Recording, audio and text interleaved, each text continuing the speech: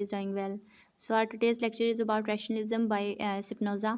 और इससे पिछली वीडियो में हमने रेनी डिकार्ड्स रैशनलिज्म के बारे में पढ़ा था।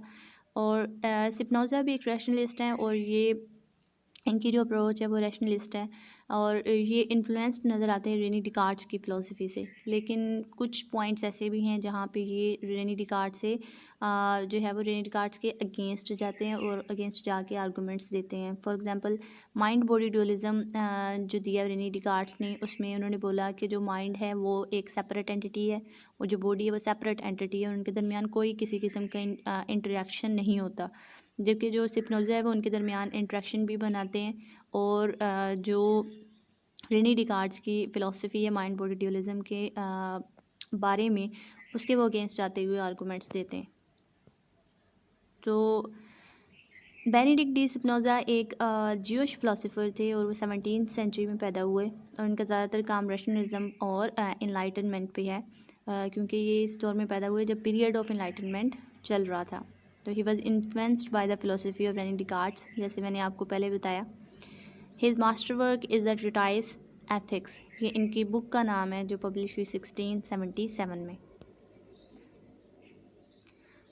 स्पिनोज़ा में सब्सटेंस का नॉलेज देते हैं, एक कॉन्सेप्ट देते हैं सब्सटेंस का। According to Spinoza, a substance is that exist on its own, कि सब्सटेंस एक ऐसी चीज़ है जो ख़ुद ब खुद एग्जिस्ट करती है। उसे एग्जिस्ट करने के लिए किसी दूसरी चीज़ पर डिपेंडेंट होने की ज़रूरत नहीं है, वो खुद इंडिपेंडेंट है। According to Spinoza, everything that exists is either a substance or a mode. A substance is something that needs nothing else in order to exist or be conceived.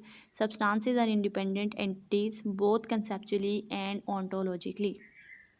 कि स्पिनोज़ा बोलते हैं कि कोई भी चीज़ है वो या फिर सब्सटेंस है या फिर वो मोड है। अभी पिक्चर में आप देखें कि जो एक कंप्लीट सर्कल बना हुआ है वो क्या है, सब्सटेंस है। इसके अंदर दो और बड़े सर्कल बने हुए हैं जिन्हें हम लोग एट्रीब्यूट्स बोलते हैं, और एट्रीब्यूट्स के अंदर भी सर्कल बने हुए हैं जिन्हें हम लोग मोड्स बोलेंगे। और ये जो मोड्स हैं ये डाइवर्स होते हैं, इनमें वैरायटी होती है, मतलब ये डिफरेंट हो सकते हैं, इनमें वैरायटी का मौजूद होना जो है वो हो सकता है।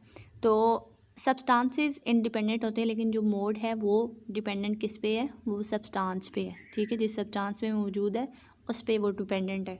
इसकी नेक्स्ट आपकी जो है फर्दर क्लियरेंस होगी। इसके बाद स्पिनोज़ा का जो कॉन्सेप्ट है पैंथेइज्म, ये हम लोग देखते हैं क्या है। He believed that all other things are modes और states of God and that everything that exist is the manifestation of the singular substance. अब यहाँ पे सिंपल वर्ड्स में अगर मैं बोलूँ तो स्पिनोज़ा बोलते हैं कि जो सब्सटेंस है वो क्या है, गॉड है। उनके अकॉर्डिंग कि जो सब्सटेंस है वो क्या है, गॉड है, और बाकी सारी चीज़ें जो भी इस दुनिया में पाई जाती हैं वो क्या है, मोड्स हैं उस गॉड के या फिर उस सब्सटेंस के। मोड्स हैं, स्टेट्स हैं, हालतें हैं different, manifestation of this singular substance. बाकी सारी चीज़ें मतलब उसी से निकली हैं, उसी से बनी हैं और उसको मैनिफेस्ट करती हैं। तो यही चीज़ वो बोलते हैं, substance is equal to God and God is equal to nature और वर्ल्ड। के सब्सटेंस क्या है, गॉड है, और गॉड किसके इक्वल है, पूरी दुनिया के बराबर है। All is God and God is all. इस कंसेप्ट को हम लोग क्या बोलते हैं, पैंथेइज्म बोलते हैं। तो ये कंसेप्ट जो है वो स्पिनोज़ा देते हैं अबाउट द सब्सटेंस, कि सब्सटेंस क्या है, गॉड है, और गॉड किसके इक्वल है, पूरी वर्ल्ड के इक्वल है, पूरी नेचर के इक्वल है। तो इसके बाद जो है वो एक हम लोग अगर स्केच बनाएं इसका, जो स्पिनोज़ा की थॉट्स हैं अबाउट गॉड, तो वो बोलते हैं सब्सटेंस क्या है, गॉड, और गॉड के आगे दो एक्सटेंजन हैं जिसमें एक थॉट है और दूसरी क्या है, एक्सटेंजन है। और ये क्या है, एट्रीब्यूट्स हैं। गॉड के एट्रीब्यूट्स क्या हैं, थॉट और एक्सटेंजन। ये जो थॉट है, थॉट स्पिनोज़ा बोलते हैं थॉट क्या है, माइंड है। थॉट को वो क्या बोलते हैं कि माइंड है, और एक्सटेंजन क्या है, बॉडी।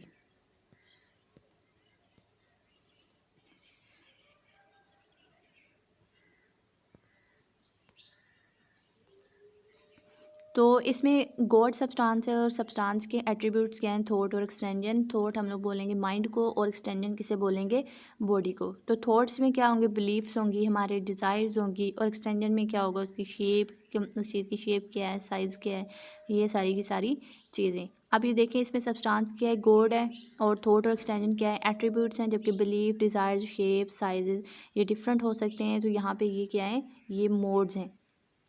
तो इस तरह से वो एक स्केच बनाते हैं सब्सटेंस, एट्रीब्यूट्स और मोड्स का, और वो बोलते हैं सब्सटेंस क्या है, गॉड है। और जो इंसान की माइंड और बॉडी है, इसी तरह से वो सब्सटेंस को भी डिवाइड करते हैं दो पार्ट्स में, माइंड और बॉडी में।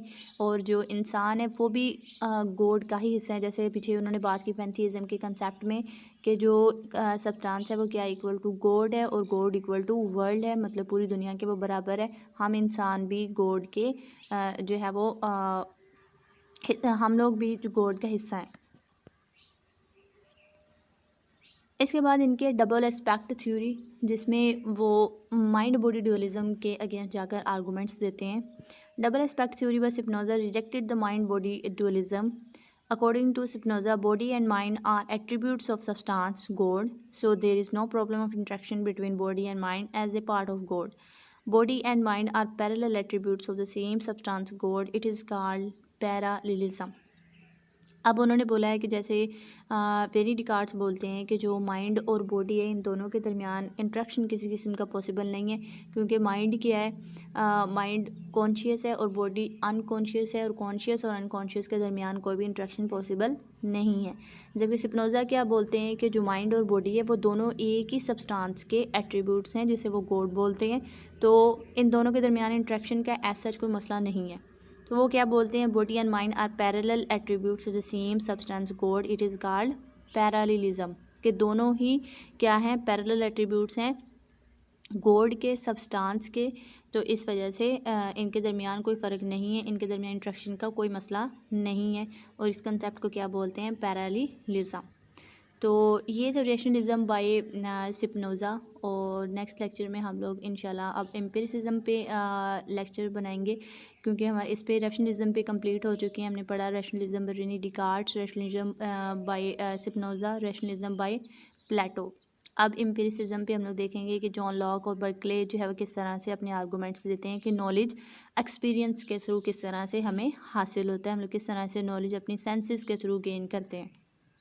Till then, take care of yourself, and if you like my video, please subscribe my channel so that you may get the notifications of my upcoming videos. Thank you.